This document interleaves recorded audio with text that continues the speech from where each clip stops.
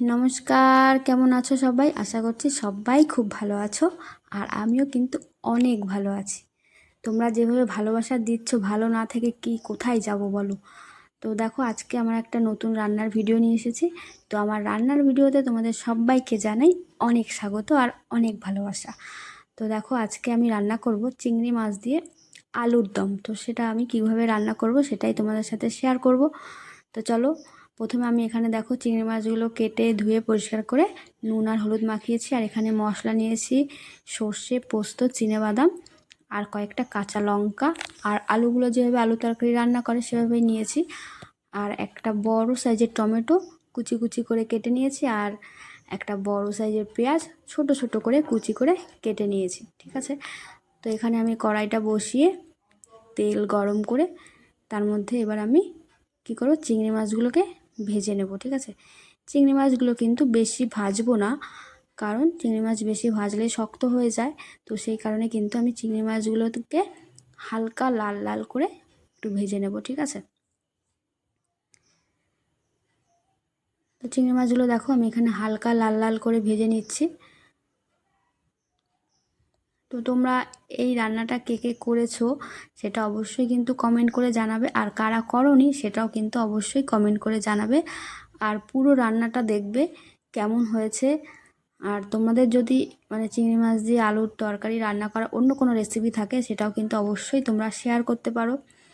ঠিক আছে, তো দেখো আমার চিংড়ি মাছগুলো কিন্তু হালকা লাল লাল করে ভাজা হয়ে গেছে। তো এবার আমি গ্যাসটা কমিয়ে নিয়ে তারপরে চিংড়ি মাছগুলোকে সব নামিয়ে নিচ্ছি। তো প্রথমে আমি খুন্তি দিয়ে নামানোর চেষ্টা করেছিলাম, তো খুন্তিতে অসুবিধা হচ্ছিলো বলে হাতা দিয়ে নামিয়ে নিলাম। তারপরে দেখো এখানে আমি যে আলুগুলো কেটে রেখেছিলাম সেই আলুগুলোকে কিন্তু আমি হালকা করে একটু ভেজে নেব। বেশি ভাজবো না, তাহলে আলুর যে একটা ফ্লেভার থাকে সেটা কিন্তু নষ্ট হয়ে যায় বেশি ভাজলে। তো সেই কারণে আমি এখানে আলুগুলোকে হালকা লাল লাল করে একটু ভেজে নেব। তাতে কী দেবো, লবণ দিয়ে আর হলুদ দিয়ে একটু হালকা করে ভেজে নেব। তো এটা একটু নাড়াচাড়া করে আমি কিছুক্ষণ ঢেকে রাখবো। ঠিক আছে, ঢেকে রেখে যে আলুগুলো লাল হয়ে যাবে তখন কিন্তু আমি আলুগুলোকে সব নামিয়ে নেব। ঠিক আছে,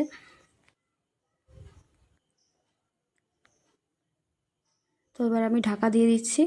দিয়ে কিছুক্ষণ পর আমি এবার আলুগুলো আমার ভাজা হয়ে গেছে, দেখো হালকা লাল করে ভেজে নিয়েছে। এবার আমি সবকটা আলুও কিন্তু নামিয়ে নিচ্ছি। তারপরে যে কড়াইতে যে তেলটা আছে ওই তেলের মধ্যেই কিন্তু আমি এবার হচ্ছে একটু গোটা জিরে ফোড়ন দিয়ে দিলাম। তারপরে যে পেঁয়াজগুলো কুচি করে রেখেছিলাম সেই পেঁয়াজগুলো দিয়ে দিলাম। দিয়ে এবার পেঁয়াজগুলো একটু হালকা করে ভেজে নেব।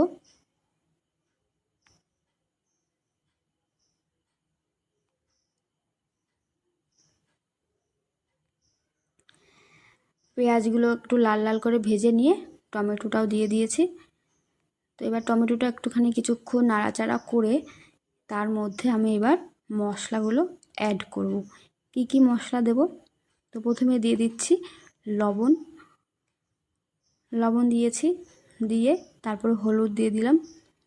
আর দেব একটু কাশ্মীরি লঙ্কার গুঁড়ো, যাতে রান্নার তরকারিটার কালার বেশ ভালো আসে।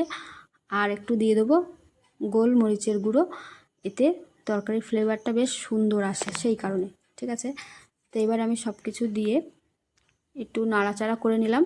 দিয়ে এর মধ্যে একটু অল্প করে জল দিয়ে দেবো। জলটা দিলে কি হবে, মশলাটা বেশ ভালো করে কষবে আর তরকারিটা কিন্তু বেশ খেতে অনেকটাই টেস্ট হবে। তো সেই কারণে একটু ঢাকা দিয়ে রাখার পর কিছুক্ষণ পর আমি এর মধ্যে একটু হালকা করে জল দিয়ে দেবো। সামান্য জল দেবো, বেশি জল দেবো না, একদমই সামান্য একটু জল দিয়ে দেবো। তো মশলাটা কিছুক্ষণ ভেজে নেওয়ার পর, ঠিক আছে, তো দেখো আমি অল্প একটু কিন্তু জল দিয়েছি। দিয়ে এই মশলাটা থেকে আবার যখন একটু বেশ ভালো করে কষিয়ে নেব যতক্ষণ না মশলা থেকে তেল ছাড়ছে। তো তোমরা একটা জিনিস খেয়াল করে দেখবে, আমি কিন্তু পুরো রান্নাটাই ঢাকা দিয়ে দিয়ে করেছি, তাহলে রান্নার টেস্ট অন্যরকম আসে আর তরকারিতে অন্যরকম একটা ফ্লেভার আসে। তো মশলাটা কষানোর পরে আমি যে আলুগুলো ভেজে রেখেছিলাম তো সেই আলুগুলো কিন্তু দিয়ে দিলাম, ঠিক আছে। তো এবার আলুটার সাথে মশলাগুলো একটু বেশ কিছুক্ষণ কষানোর পর আমি এখানে চিংড়ি মাছগুলো দিয়ে দিয়েছি। তো এবার চিংড়ি মাছ, আলু আর এই মশলাটা বেশ ভালো করে একটু কষিয়ে নেব বেশ কিছুক্ষণ ধরে। তো এবার এটা আমি একটু ঢাকা দিয়ে রাখবো। তো এবার দেখো আমার আলুটাও প্রায় কষানো হয়ে গেছে। এর মধ্যে আমি যে মশলাটা করেছিলাম, পোস্ত, সর্ষে, চিনেবাদাম আর কাঁচা লঙ্কার যে পেস্ট ছিল, সেটা কিন্তু আমি এর মধ্যে এবার দিয়ে দিলাম। দিয়ে এটাও একটু বেশ ভালো করে বেশ কিছুক্ষণ কষিয়ে নেব। এখানে কিন্তু তোমরা কাজু বাদামও অ্যাড করতে পারো, চিনেবাদামের বদলে যদি কাজু বাদাম দিতে চাও, বা সাদা সর্ষে দিলেও ভালো লাগে খেতে। তো এইভাবে আমি মশলাটা দিয়ে বেশ কিছুক্ষণ আর একটু কষিয়ে নেব, ঠিক আছে।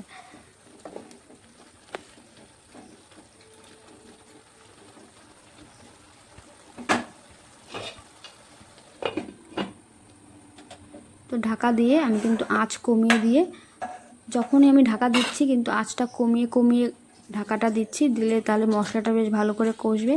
আর আঁচটা বাড়িয়ে দিলে কি হয়, মশলাটা কিন্তু পুড়ে যায় আর একটু তেতো তেতো ভাব চলে আসছে, ঠিক আছে। তো সেই কারণে আঁচ কমিয়ে দিয়ে মশলাটা কষানো উচিত, তাহলে মশলাটা ভালো কষে যায় আর তরকারিটা বেশ ভালো লাগে খেতে।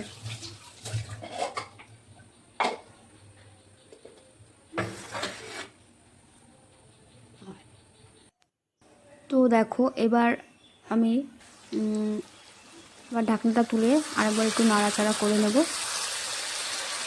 আমি যেহেতু ননস্টিকে রান্নাটা করেছি, সে কারণে কিন্তু রান্নাটা নিচে লেগে যায়নি, আলু যে মশলা টশলাগুলো।